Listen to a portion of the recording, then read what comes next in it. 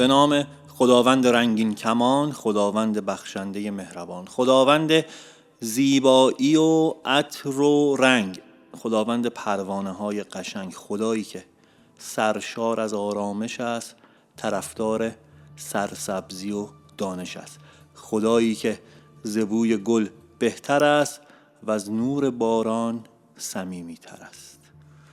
درود و مهر به همه شما عزیزان و همراهان.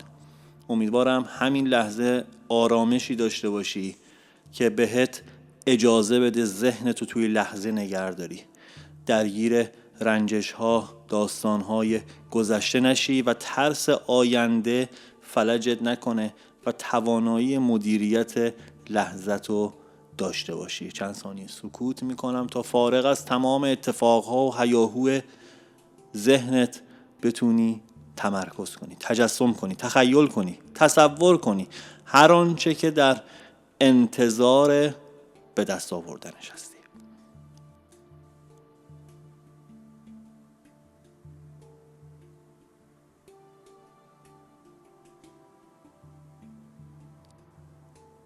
خب اگر آماده ای بریم سراغ پیام امروز تا ببینیم کائنات در قامت کلام حافظ چه پیامی برامون داره و چجوری راهنماییمون میکنه. غزل 459 از لسان غیب، حافظ شیرازی.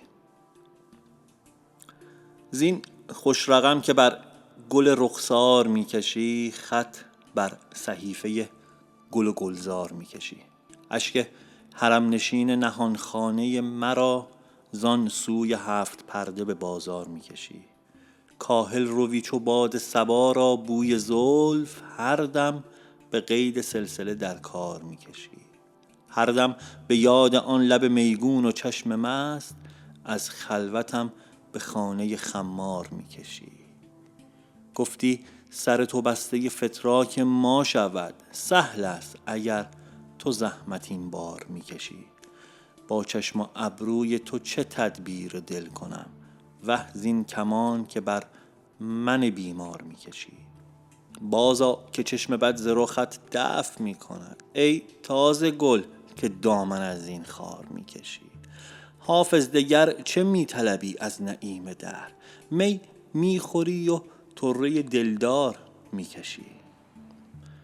بریم سراغ تاریخچه این غزل. قبل از اینکه بخوایم پیام کلیشو پیدا کنیم یه نگاهی به تاریخچه بندازیم و اونم دلیلش اینه که اون چند بعدی و چند وجهی بودن اشعار حافظ برمیگرده به این که توی موقعیت‌های مختلف در دوران مختلف سروده شده و برای اینکه اون معنی اصلی رو بشه ازش استخراج کرد مهمه که تو کدوم دوره و در زمان سلطنت کدام شاه و در کدوم شهر سروده شده.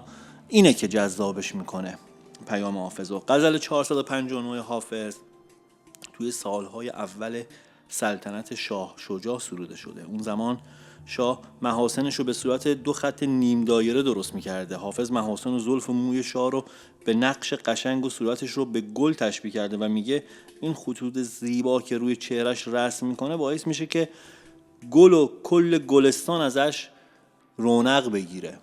و بریم سراغ چند تا از بیتاش ببینیم چه معنی از توش پیدا میکنیم با هم.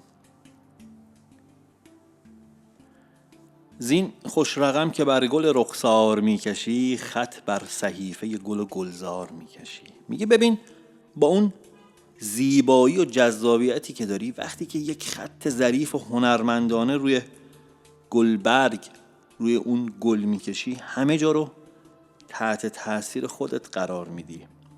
خطوط و نقش هایی که روی گل و بستان ایجاد میشه نه فقط تزیینه بلکه نشون دهنده حضور و اون لایف استایل و سبک خاص توه. مثل کسی که با یک حرکت ساده اما پرمعنا همه چیز اطرافشو تحت تأثیر خودش قرار میده و رنگ و جلوه‌ای تازه به محیط میبخشه.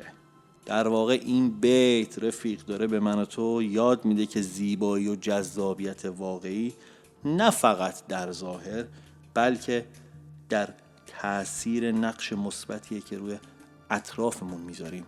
چه بسا دیدی بعضی موقع مهر یکی به دلت میشینه، یه کسی میگی این خوش فرکانسه، میگی این فازش مثبته، بعد که دقت میکنی میبینی کار خاصی هم نکرده، ولی اون کاریزماتیک بودنش و جذاب بودنش و اون مثبت بودنشه که زیبایی خاصی بهش میبخشه. کاهل روی چو باد صبا را به بوی زلف، هر دم به قید سلسله در کار میکشی. اینم در تایید بیت قبلی میگه ببین حتی اون باد صبا، اون پیام رسان، همیشه ما تو این کانال زمانی که باد صبا رو ازش یاد کردیم پیام رسانی بوده بین حافظ و یار که دمدمای صبح حافظ ازش استفاده میکرده و تو خیلی از غزلهاش هم به کار رفته. میگه ببین حتی باد صبا که خیلی آروم و کند حرکت میکنه، تو موفق شدی با بوی گیسوی خودت این باد صبا رو به رقص بیاری، یعنی بازیچه دست خودت کنی و به این سمت و اون سمت بکشونیش و باد صبا داره از تو تأثیر میگیره و جذابیت و حضور تو اونقدر قدرتمنده که حتی چیزایی که معمولاً آروم و بی حرکتن به حرکت میان. و این بیت هم همون تایید بیت قبلی، میگه در واقع این اثرگذاری آدم نه فقط تو ظاهرشه، اون زیبایی نه فقط تو ظاهرشه بلکه به جذابیت و انرژی بستگی داره که محیط رو تحت تاثیر قرار میده و خیلی چیزهایی که معمولاً بی حرکت هستن، آروم هستن، هم از اون انرژی میبینی به شوق و شور میان. بریم یه نگاهی بندازیم به پیام کلی، اون چیزی که به خاطرش الان من و تو اینجا هستیم.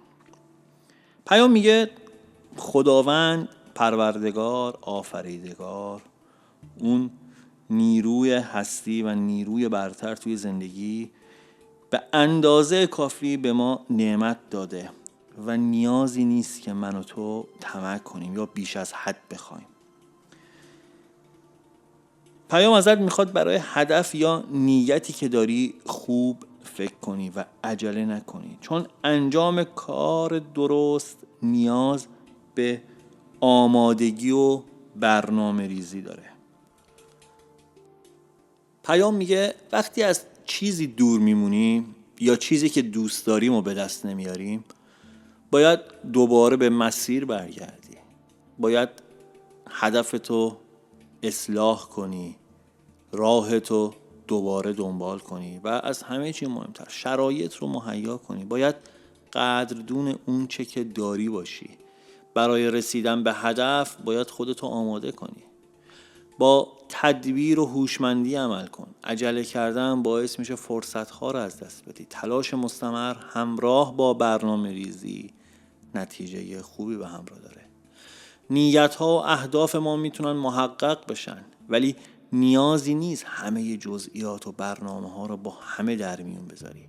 اگر قبلا با کسی به مشکل برخوردی، سعی کن رابطه رو اصلاح کنی و قدردون کسانی باشی که توی زندگیمون حضور مثبت و پررنگ دارن.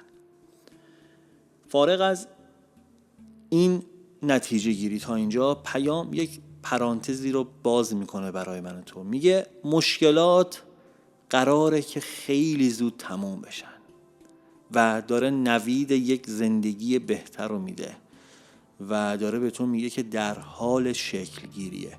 من و تو هیچ وقت موفقیت و اینجوری که دارم الان میخوام برات بگم لمسش نکردیم که یه روزی صبح از خواب بیدار شیم یا توی یک لحظه، توی یک نظر کردن، با یک بشکن زدن، با یک تلنگر، با یک چشمک زدن احساس کنیم که اون معجزه تو زندگیمون رخ داده. هست لحظات شیرینی هستش که یک SMS واریز پول، نمیدونم، یک خبر خوب از سفارت برای فلان ویزا، یک خبر از دانشگاه، هست از این موارد هست که توی یک لحظه چیزی که براش برنامه‌ریزی کردید اتفاق بیفته، ولی اون هدف اصلی منظورمه. اینجوری نیستش که توی یک لحظه ما احساس کنیم که اون معجزه رخ داده.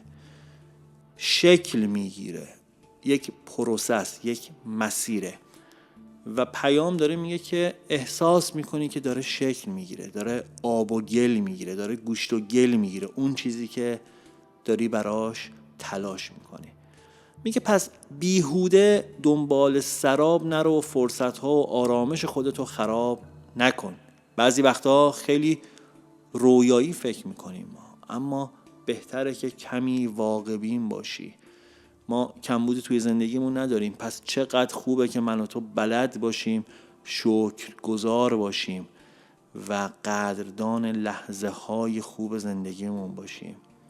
پیام ازت میخواد که توی مسئولیت هایی که داری قاطع باشی، وقتی حرف میزنی رک و صریح باش و همین باعث میشه که توی زندگیت تو مسیر موفقیت قرار بگیری. برای داشتن آرامش و انرژی مثبت خوبه که گاهی وقت بذاری، تمرکز کنی، توجه کنی به خودت و دنبال راهی باشی که تو رو توی مدار آرامش نگه داره. پیام کلی میگه که گاهی لازمه بفهمی که زیبایی و اثر ما روی دنیا فقط توی ظاهر ما نیست، بلکه توی تأثیری که روی اطرافیان و محیط میذاریم. خیلی از مواقع من و تو فقط به فکر جاذبه های ظاهری هستیم و ناخودآگاه غافل میشیم از اون حرفی که داریم میزنیم، از اون بیانی که داریم میکنیم، از اون رفتاری که داریم میکنیم. دقیقاً مثل همون خطوط قشنگ روی صورت شاه که حافظ میگه باعث میشه گلستان هم تحت تاثیرش باشه. ما هم وقتی با دل و انرژی مثبت و خلاقیت خودمون رفتار میکنیم، حتی چیزهای ساده و عادی اطرافمون هم رنگ و رونق پیدا میکنن. پس نذار هیچ چیز انرژی و جلوه واقعی تو رو کم کنه. هر قدم کوچیک با دقت و زیبایی میتونه دنیا رو کمی بهتر کنه. و این بود پیام امروز. امیدوارم این پیام برات الهام بخش بوده باشه. یادت باشه که با دل پر از مهر و رفتار مثبت میتونیم روزمون و زندگی اطرافمون رو زیباتر کنیم. اینو بگم و برم. زندگی راز بزرگی است که در ما جاری است. زندگی فاصله اومدن و رفتن ماست. رود دنیا جاری است. زندگی آبتنی کردن در این رود است. زندگی وزن نگاهی است که در خاطره ها میماند. شاید این حسرت بیهوده که بر دلداری شعله گرمی امید تو را خواهد کشت. زندگی درک همین اکنون است. تو نه در دیروزی و نه در فردایی. ظرف امروز پر از بودن توست. شاید این خنده که امروز دریغش کردی آخرین فرصت همراهی با امید است. تو نه در دیروزی و نه در فردایی. ظرف امروز پر از بودن توست. پوینده باشی و پایدار.